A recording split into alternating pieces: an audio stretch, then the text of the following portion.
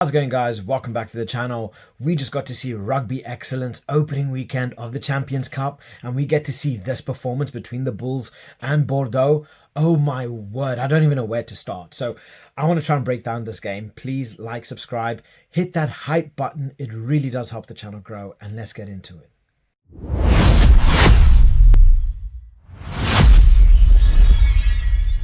So I don't even know where to start when it comes down to this game, because this was so back and forth.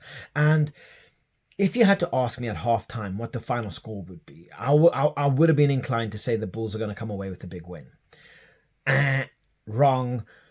The second half from Bordeaux really flipped things on its head. Nobody knew what was happening, and they came through with a huge win. So yeah, 46-33, and let's get into it. We just got to see brilliance. I mean, and Damien Penaud, he started the game off in the best way physically possible. I don't even understand how he managed to score that try. We got to see a little bit of footwork from Jalibert early on, getting that ball out, little layoff. Damien Penaud, he comes in, he's twisting, he's moving, and he manages to twist and get down. How he started that game off was just beautiful. How he got the try, I don't know, but it was beautiful. And yeah, that was just phenomenal. But obviously the Bulls never go down without a fight. They came back with de Klerk. He came through strong, a little bit of quick play, quick balls out to out wide, and de Klerk managed to power on home a try and keeping them in, keeping them there, making it 7-7. But BLBA, not long after, and this is what makes BLBIA so amazing, is he always manages to find a way to get a try. How many tries this guy's going to get this year, I don't know. I'm a huge fan of him, and this just goes to show why. I mean, we take a look at the play again, orchestrated by Jalibert, but that space that BLBIA had to run in, nobody's catching him. Even in close quarters, he's got the acceleration of the Roadrunner, so you're not catching him. And when you give him that little bit of space, there were 3 players on him. Neither of them could catch him, and it's understandable. The guy is just so rapid. I can't remember Ludwig's try. I can't remember. I think I did miss that. But Lamoth coming through with another huge try. I mean, that was tight. That was a very, very tight call. The ref was happy with it.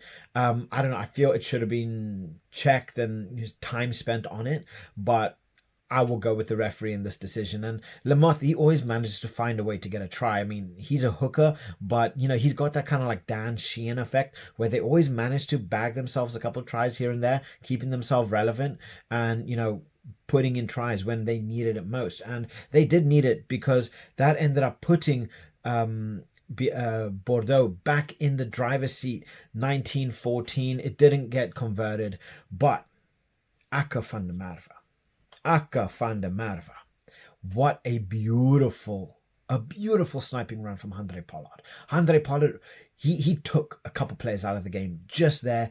Akka van der Merwe had that little bit of space underneath, and on the inside, little layoff to him. Even though he is about as slow as a rock, he managed to bundle over under the posts. Beautiful work. And yeah, lovely to see Akka van der Merwe getting himself a try, but that was all orchestrated by Handré Pollard. It was all orchestrated by Handré Pollard. And things from here really started to go south for Bordeaux. Things started to pick up for the Bulls. They started to get into their rhythm, and the Bulls, when they're in their rhythm, they're very physical, and they get the ball moving around very quickly. I mean, we take a look at Kanan Moody. Kanan Moody, that beautiful try, ball out wide. He manages to fend off a player. He's got the pace to beat, I think there were 2-3 players on him again. Fend off, gets himself in that right-hand side. Boom.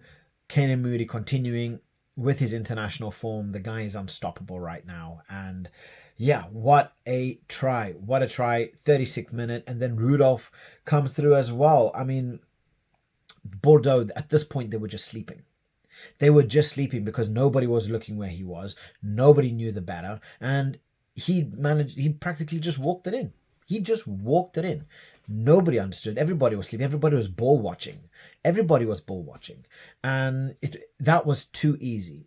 Far too easy. And the Bulls ended up going in to half time 33-22. And like I say, if you had to ask me in the beginning of the at halftime who would have come away with the win, I would have said, look, the form that the Bulls were coming in with, the form that Bulls were coming in the second half with, this was going to be the Bulls' game to lose, and it was, because Creole bags himself a yellow, and then Palu, he gets himself a try, just powering through, and you know they use the space, they use the extra man power, straight off the rock. And yeah, you're not stopping Palu in that position. You just aren't. But then what makes things even worse is when Pollard ended up getting himself a yellow, things really started to shift, because BLBIA, he had a little bit of luck on his side. Yes, he did. But the pressure that he put on, because you could see he was making those long strides. He was gaining that distance very, very quickly. And I don't know who it was for the Bulls, but he panicked. He left the ball. He didn't quite understand what was going on, and I think it was because of the pressure that BLBRA put on him that he messed up. The ball bounced. You're not catching BLBRA. You know he's going to be kicking that ball, and there's no catching him. He's already at top speed. And all he has to do is kick that ball and continue running. Nobody's catching him. I'm sorry, but nobody is catching him. And then Jalibert gets himself a try, a well-deserved try, beautiful play, quick, boom, boom, boom, quick millisecond thought, instant passes. Jalibert finds himself in a little bit of space. Boom, under. He deserved the try. The performance that this guy put in today was just out of this world. He deserved a try after that performance. He deserved a little bit of that spotlight, and he got it. And then Rayasi has been an absolute terror. As long as he's been on the field, this guy has been an absolute terror. He's been, he's been finding that space. He's been really, really working hard. And yeah, let's take a look into a couple of stats here, because the Bordeaux, they really managed to turn things around in that second half. And yes, the Bulls were sloppy. Yes, they made a lot of unnecessary penalties. And I think Bordeaux, they only conceded something like 4 penalties the entire game, where the Bulls were around the 14-15 mark. So absolutely crazy. And you got to think, Bordeaux weren't even the most clinical when it came down to their converting, because they got 7 tries, 4 conversions. But we take a look here. Carries: Mathieu Jalibert, Timo Mathieu, and then Nicolas Deporter, all bagging themselves 14, 11, and 10. Obviously, in terms of line breaks, Kenny Moody, Seb de Klerk, Mathieu Jalibert. That Jalibert name, he keeps popping up. Tackles completed. They did well. The Bulls, they did play well. But you take a look in terms of their set pieces. Yes, the Bordeaux had fewer scrums, 100%, 13 lineouts, 92%, 9 restarts. They won them all. They were just more clinical when it came down to their lineouts, when it came down to their scrums. We take a look here. And this is quite often Bordeaux. They love to play the ball. They love to play phase play. They like to get the ball going. And this is, quite evident of French rugby. And then you take a look at the Bulls. 90 passes, 65 ball carries, but they bagging in just under 60 meters post contact. So 9 line breaks for the Bulls, 8 for Bordeaux. But this is where things really start, because they had 2 yellow cards, 11 penalties. Sorry, I think I said around 14. They had 11 penalties conceded, comparing to Bordeaux's 4. That shows who had it up here, who was prepared, who was more mentally ready, and kept themselves in check. And that is exactly what happened. We take a look at the tackles. Again, they only made 29 more tackles more than Bordeaux. And look at the amount of tackles missed. The Bulls had 109 tackles with 25 tackles missed, comparing to Bordeaux's 80 tackles with 9 missed. That is a big, big difference there. And obviously the kicking game was very important for them. Look, it's just one of those where, what could you do? Even you take a look here, Maxime Lecou, in terms of passes, he cracks that. Kenny Moody, Seb de Klerk, then you have Mathieu Jalibert, and then Celessi Rayasi. Like I said, he has been an absolute nightmare. look here. This is a big one. Defenders beaten. Deporter with 6. Jalibert with 6. You have Moody there with 3, but then Mathieu with 3. Rayasi with 3. Rudolph 2. Damien Penaud 2. Cameron Woki. We can't talk about Bordeaux and not talk about Woki. That guy was a ball carrying machine today. An absolute ball carrying machine. This was just beautiful. Two